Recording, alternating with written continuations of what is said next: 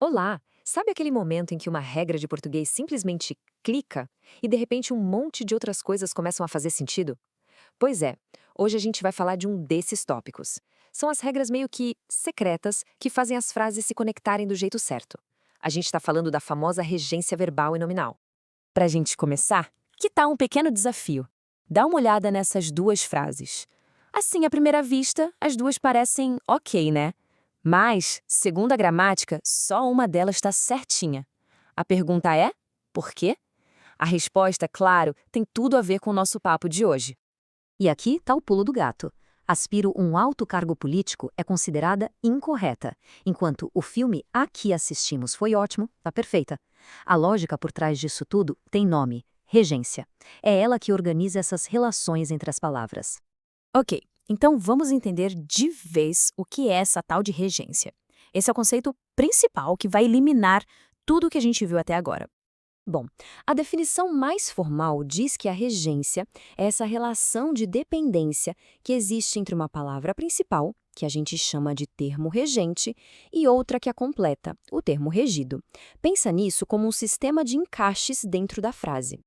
Para ficar mais fácil, vamos usar uma analogia, a do chefe e funcionário. O verbo ou o nome é o chefe da história. É ele quem dá as ordens. Já os complementos são os funcionários que precisam obedecer. E às vezes o chefe é exigente e fala: olha, para se conectar comigo, você precisa de um intermediário. E esse intermediário é a preposição. E esse comando não é sempre o mesmo, não. A regência se divide em dois grandes tipos, e tudo depende de quem é o chefe da vez na frase. Vamos ver como isso funciona na prática? Olha, a diferença aqui é bem direta. Se a gente fala de regência verbal, o chefão é sempre o verbo. É ele que manda no pedaço. Agora, na regência nominal, o comando pode vir de um nome, de um adjetivo ou até de um advérbio. Pensa, por exemplo, na palavra medo. Medo é um nome, certo? E ele exige uma conexão específica. Ninguém fala tenho medo o escuro. É sempre tenho medo do escuro. Viu só? A ordem veio do nome, não do verbo. Certo, agora vamos focar na parte que geralmente causa mais dúvida, a regência verbal. E para entender isso bem, a gente precisa falar sobre transitividade, ou seja, os diferentes tipos de ordens que um verbo pode dar. Primeiro, temos os verbos, digamos, autossuficientes. São os intransitivos. Eles se bastam, têm sentido completo sozinhos. Quando alguém fala, o bebê chorou, pronto. A informação principal está ali. O verbo chorar não precisa de mais nada para fazer sentido. Aí, vem os chefes que precisam de um funcionário, mas a relação é direta. São os verbos transitivos diretos. Eles pedem sim um complemento, mas não exigem uma preposição para fazer essa ponte. A ligação é limpa. Olha só esse exemplo. Eu recebi. A pergunta que vem na cabeça é: recebeu o quê? A resposta, a mesada, se liga direto no verbo recebi, não tem nada no meio do caminho. Por isso, nesse caso, receber é um verbo transitivo direto. Agora a gente sobe um degrau, os verbos transitivos indiretos. Eles também precisam de um complemento, só que são um pouco mais exigentes. Eles obrigam o uso de uma preposição para que a conexão aconteça. Esse exemplo aqui é perfeito. Quem precisa, precisa de alguma coisa.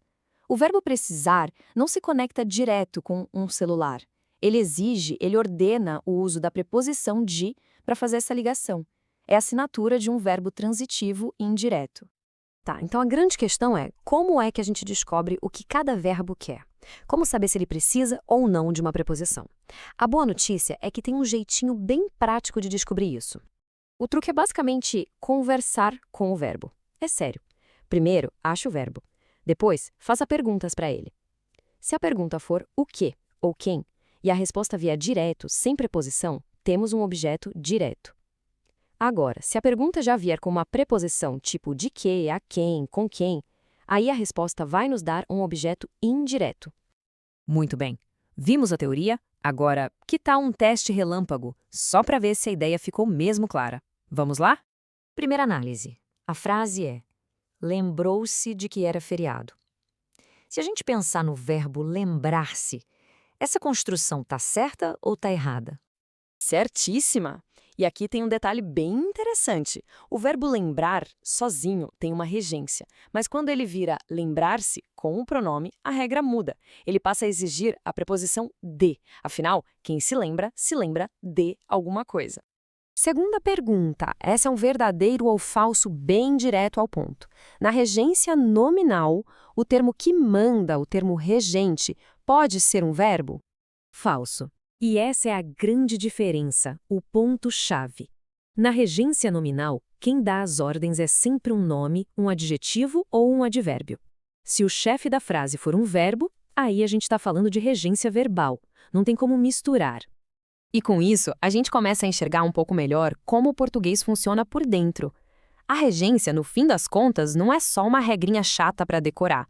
É a lógica, sabe? O que faz uma ideia se conectar com a outra. E fica aqui uma provocação. Agora que essa lógica está mais clara, que tipo de desvio da norma vai começar a saltar aos ouvidos no dia a dia? A língua está sempre mudando, né? E perceber essa dinâmica acontecendo ao vivo, essa é a parte mais legal de todas.